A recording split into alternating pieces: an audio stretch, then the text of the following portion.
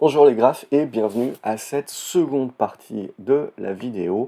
Si vous n'avez pas vu la première partie sur la partie macro et indice, je vous invite vraiment à le faire parce que je pense que je donne le plan, on va dire, pour les prochains mois.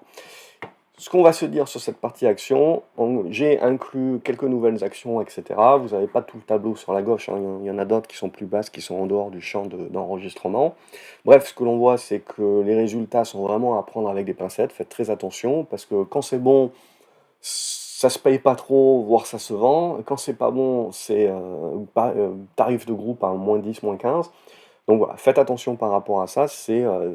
On est dans un moment charnière où, perso, j'ai pas trop envie de prendre du risque. Il y a quelques actions qui s'en sortent mieux que d'autres, mais voilà, on est plus sur le côté spécifique un petit peu du trade.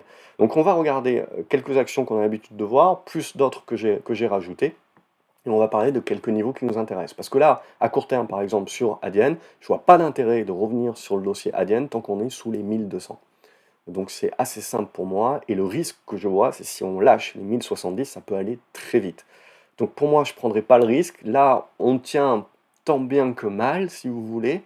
Mais ce dont j'ai envie de voir pour redevenir positif sur Adyen, c'est que j'ai besoin d'un truc un petit peu comme ça. Ok. Donc voilà. Là, pour moi, c'est quelque chose que je laisse construire. Les valeurs chinoises. Les valeurs chinoises nous font un coup oui, un coup non. C'est un petit peu compliqué à gérer, mais ce que l'on voit concrètement, c'est que ce un coup oui, un coup non, quand même, nous permet de construire les figures. Pas de signal d'achat, on va en reparler encore à ce stade, mais ça s'observe, ça se regarde. Donc là, ce qui serait intéressant, c'est de s'en tenir ici, hein, au niveau des 75. Ça serait dommage de repasser en dessous, mais bon, il n'y a pas de drame tant qu'on va pas plier les 70. Mais là, il va falloir pousser. Vous voyez, les petits pointillés que je vous ai mis, c'est le scénario idéal. Le scénario idéal, là, c'est qu'on fait la conso et on repart assez rapidement. Pour ça, ben, il va falloir que les Chinois ils nous sortent un petit peu du déficit fiscal pour relancer leur consommation interne. Ils en ont besoin de toute manière, hein.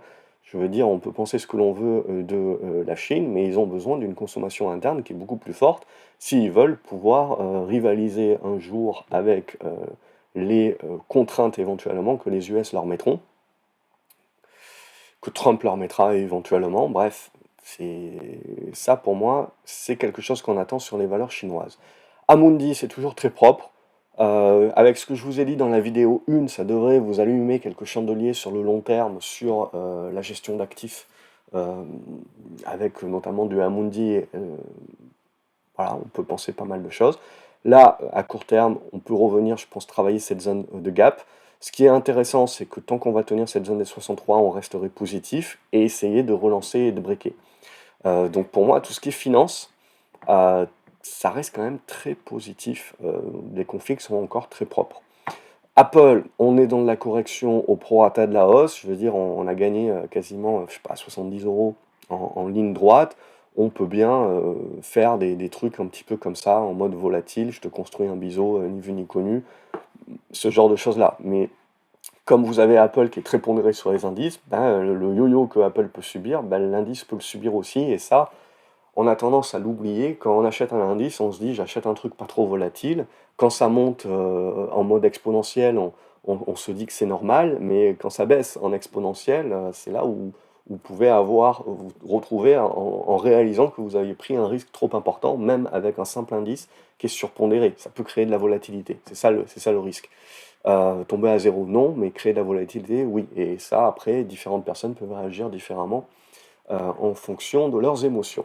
Donc au niveau d'Apple, voilà, ça serait l'idée du scénario, faut laisser faire, on attend de voir la suite. Au niveau de ArcelorMittal, on joue dangereusement avec le support. Donc là, le scénario idéal, c'est ce truc en assuré que j'ai mis, mais évidemment, j'y crois pas trop. Je crois plutôt qu'on va faire un truc comme ça. Bref, ça peut prendre du temps. Mais là aussi, si on commence à casser par le bas, ça serait vraiment moche, parce qu'on casserait la config qu'on a mis en place déjà depuis 3 ans, 4 ans. Alors peut-être qu'elle serait à voir d'une manière différente, sans pour autant casser cette idée long terme que l'on peut avoir derrière la tête. Mais bon, on remettrait le scénario à plus tard. Je le garde quand même, ça reste une valeur que je trouve intéressante, il faut se la garder sous le coude. Mais voilà, ce qui va se passer ça ces prochaines semaines, ça risque d'être assez important. ASML, les résultats étaient pas mal, mais c'était pas suffisant pour le marché. Vous le voyez, on fait pas les choses à moitié. On est revenu pile poil sur l'oblique ici. Ça peut permettre de faire du rebond technique, mais très probablement que l'on va utiliser les anciennes résistances qui étaient devenues support en résistance à nouveau. Donc là, le petit rebond technique ici dans le baba. Et ici, on voit, on a tout cassé avec les résultats. Et on le voit, on ne fait pas les choses à moitié, hein. On est capable, sur ce genre de valeurs-là, qui restent des très belles valeurs à long terme, etc., bien entendu, on est capable, vous voyez la volatilité qu'on est capable d'avoir. Ce pas des petites capitalisations. Donc prenez-le vraiment en compte, hein. C'est vraiment quelque chose d'important. Donc là, pour moi, dorénavant, la zone des 900, c'est le niveau de résistance. Il ne faut pas attendre grand-chose en dessous de ce niveau-là, si ce n'est du yo-yo, du trading. Éventuellement, on va revenir travailler par la suite, si on casse ici par le bas cette oblique, une zone, je dirais, comprise entre les 800 et les 750. Ça serait ma target éventuelle. Et bon, ça risque d'être payé, hein, parce que ça reste des tendances qui sont haussières sur le fond, hein. Donc c'est ça aussi qu'il faut bien intégrer. Au Rubis, voilà, hop, on est en train de taper la correction, donc on n'arrive pas à breaker tout de suite, ce qui semble un petit peu logique. On tape la correction ici, il va falloir tenir, et il va falloir continuer un petit peu dans notre figure. Et là, on break, et on jouerait la Chine aussi, avec le cuivre, etc. Une relance de déficit fiscal en Chine, ça serait positif pour jouer le breakout sur Eurobis et sur pas mal de minières cuivre. Pour l'instant, on bloque, donc on n'a pas le signal, on a la congestion qui a lieu, il faut attendre le sens de sortie pour donner la suite. Tout ce qui est core mining, tout ce qui est minière, etc., je pars du principe que le mouvement est fait. Le mouvement de moyen terme qu'il y avait à jouer, ou sur la plupart des minières, on a fait un x2, pour moi, c'est fait.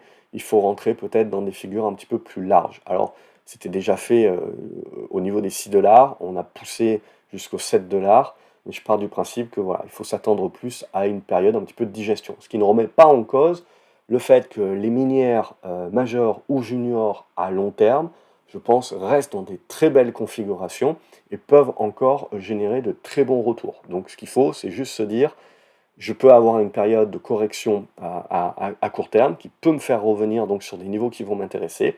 Et sur Core Mining, des niveaux qui vont m'intéresser, j'aimerais bien, parce qu'elle peut être bien nerveuse, bien volatile.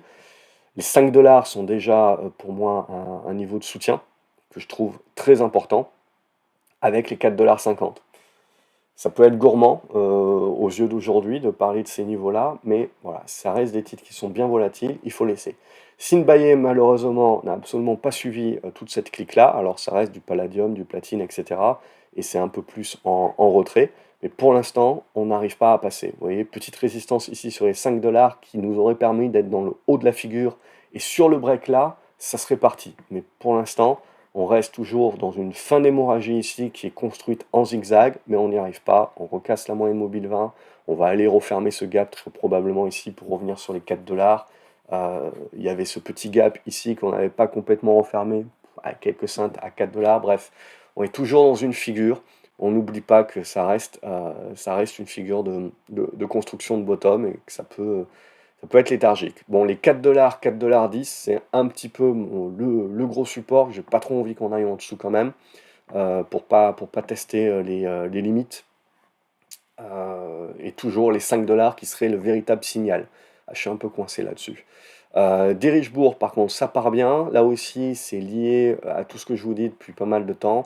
Moi, j'aime bien. Il y a une bonne congestion, il y a le bon break. Le niveau des 4,70 $ et 4,70 €, pardon, devient dorénavant support. Faudra le tenir. Bref, on construit peu à peu le retournement sur Derichebourg.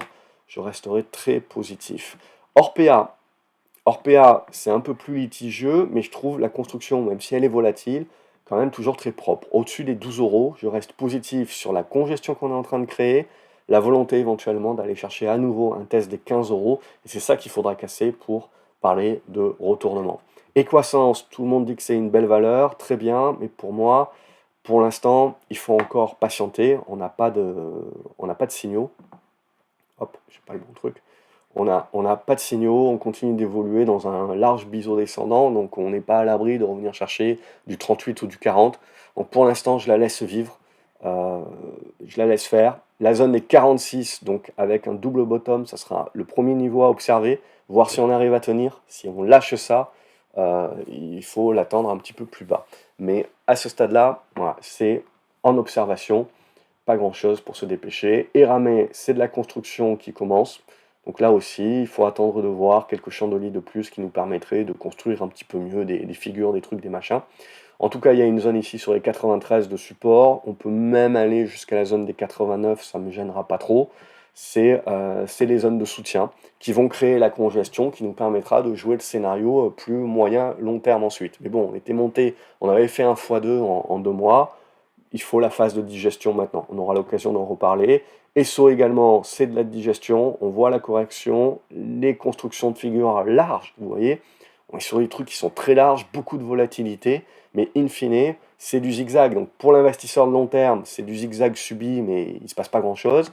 Pour le trader, c'est du pain béni, à condition évidemment de savoir ce qu'on fait et d'être réactif. Donc là, on continue de patienter dans la construction de ces zones-là. C'est des constructions qui sont très larges, je pense qu'on va avoir ça sur beaucoup de valeurs. Eutelsat, on en avait parlé déjà dernièrement pour jouer le rebond.